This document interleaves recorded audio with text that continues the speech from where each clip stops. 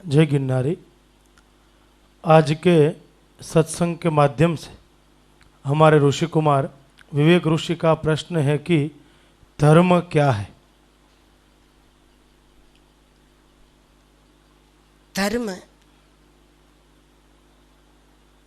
जिसे हम धारण कर सकते हैं, मतलब धारण करना कहाँ कहाँ इसको धारण करना है। धर्म जिसको हम अपने आचरण में धारण कर सकते हैं। कई प्रकार से धर्म की व्याख्या शास्त्रों में मिलती है। गोस्वामी तुलसीदास जी ने एक स्थान पर ये लिखा कि धर्म न दूसर सत्य समाना, सत्य के समान कोई दूसरा धर्म नहीं।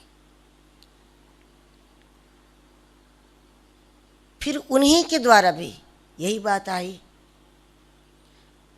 परम धर्म श्रुति विदित अहिंसा। अहिंसा परम धर्म है। फिर परहित सरिस धर्म नहीं भाई, पर पीड़न सम नहीं अधमाई। तो परहित करना धर्म है, सत्य के समान कोई दूसरा धर्म नहीं। अहिंसा परम धर्म है। इन व्याख्याओं को समझते हुए भी इतना निश्चित होता है कि धर्म व्यवहार का दूसरा नाम है। जैसे वस्त्र पहनने की चीज है, भोजन पाने की चीज है, जल पीने की चीज है, उसी प्रकार धर्म जीने की चीज है, जिसको हम व्यवहार में धारण कर सकें। और जब व्यवहार में हमने धर्म को धारण किया तो हमारा जीवन सुरक्षित हो जाता है। इसलिए तो कहते हैं कि जब हम धर्म की रक्षा करें तो धर्म हमारी रक्षा करेगा। ये तो ऐसी बात है कि जैसे सर्दियों में कि समय तक स्वेटर को संभाल के रखा, हमने उसको संभाला, तो जब सर्दियाँ पड़ी उस समय उसने हमको बचा लिया सर्दियों से। धर्म सबसे बड़ी बात है, सबसे बड़ी। धर्म से बड़ा कोई नहीं है। जब भगवान कृष्ण अर्जुन के साथ अश्वत्थामा को बांध कर पकड़ कर जब जा रहे थे और उस समय भगवान ने अर्जुन की परीक्षा करते हुए, उसके धर्म बुद्धि की परीक्षा करते हुए भगवान ने कहा कि अर्जुन इसको मार दो, इसको जिंदा लेकर जाने की क्या जरूरत है, ये तो अपराधी है, इसको बांध कर क्यों ले जा रहे हैं, इसको मार दो। लेकिन भगवान ने कहा तब भी अर्जुन ने उसको नहीं मारा। अर्जुन ने ऐसा नहीं किया। समझ गया अर्जुन कि मेरी परीक्षा हो रही है, क्योंकि कृष्ण कहते हैं कि इसको मार दो, लेकिन अर्जुन ने सोचा धर्म क्या कहता है, और धर्म कहता है नहीं मारना चाहिए। तो इसका मतलब अर्जुन समझ गया कि प्रभु मेरी परीक्षा कर रहे हैं। और इसलिए धर्म से बड़ा कोई नहीं। भगवान को भी नहीं कहेंगे हम धर्म से बड़ा। वो इसलिए कि भगवान स्वयं धर्म की रक्षा के लिए अवतार लेते हैं। तो जिसकी रक्षा के लिए स्वयं प्रभु अवतरित होते हैं और भगवान जिसकी रक्षा करते हैं, सेवा करते हैं, उससे बढ़कर तो कोई हो ही नहीं सकता, उससे बड़ा कोई नहीं हो सकता। लेकिन धर्म की रक्षा कैसे करें?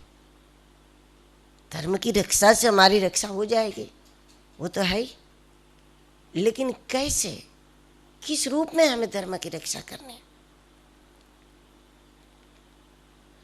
धर्म रक्षा एक तो हमें करनी है, धर्म को अपने व्यवहार में धारण करे, इस रूप में धर्म सुरक्षित है।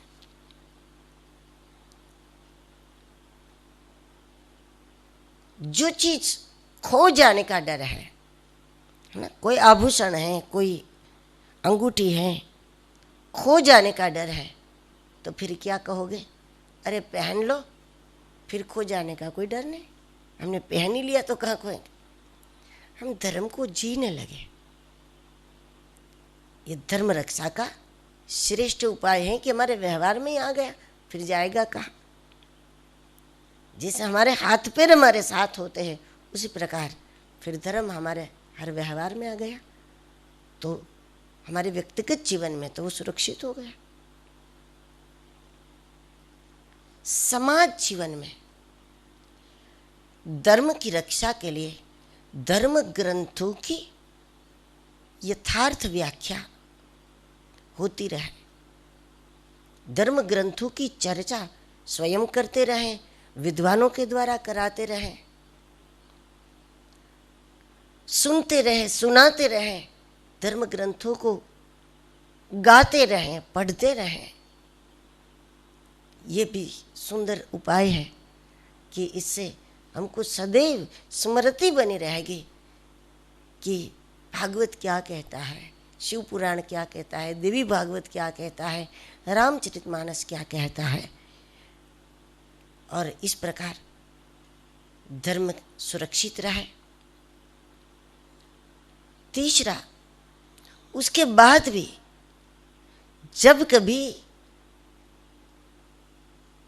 धर्म का नुकसान हो रहा हो, कोई हमारे धर्म का अहित कर रहे हो, मजाक कर रहे हो, जब भी हमको लगे कि हमारे अपने ही लोग अधर्म से प्रभावित हो रहे हैं, कहीं धर्म से हट रहे हैं, तो वो जो कारण हो, उस कारण के प्रति हमें कठोर भी होना पड़ेगा। आवश्यकता पड़ने पर हमें कठोर निर्णय भी करना पड़ता है धर्म की रक्षा के लिए।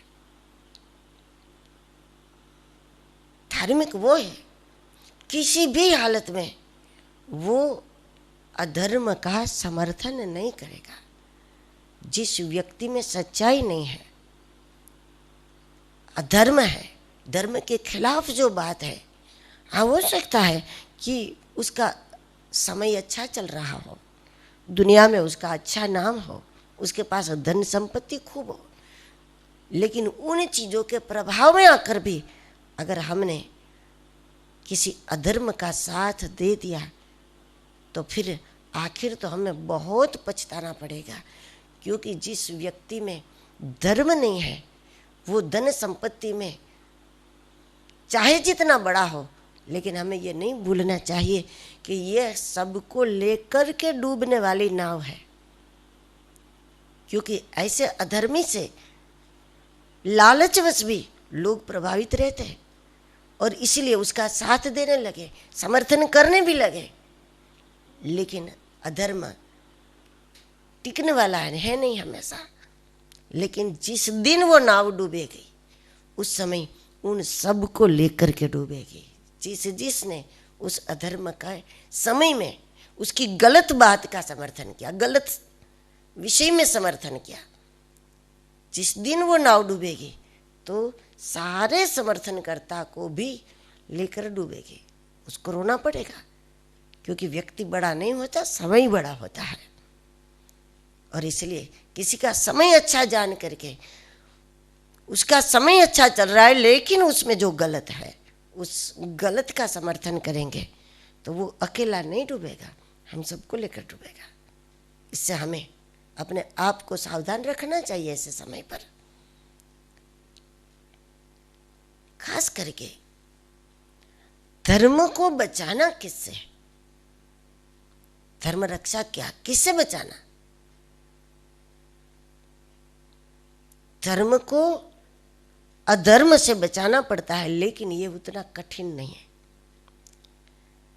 धर्म को अधर्म से बचाना उतना कठिन है। धर्म को विधर्म से बचाना पड़ता है। विधर्मी कई बार प्रभावित कर देते हैं, लेकिन वो भी उतना कठिन नहीं है। हम अपने लोगों को अपनी बात बता सकते हैं। शास्त्रों के आधार लेकर के हम अपनी बात बता सकते हैं। कई उदाहरणों के साथ अपनी बात रख करके हम अपने लोगों को विधर्म से, उसके प्रभाव से हम मुक्त कर सकते हैं। ये उतना कठिन नहीं है जितना हम समझ रहे हैं। धर्म को अधर्म से बचाना उतना कठिन नहीं है, धर्म को विधर्म से बचाना भी उतना कठिन नहीं है। धर्म को पाखंड से बचाना बहुत कठिन है, क्योंकि पाखंड स्वयं धर्म के रूप में होता है, धर्म की आड़ में होता है, उसका वेश धर्म का ही होता है, और उनके द्वारा जो अधर्म होता है, उस पाखंड से धर्म को बचाना बहुत कठिन है, लेकिन बहुत बहुत जरूरी है, क्योंकि धर्म से बड़ा कोई नहीं है।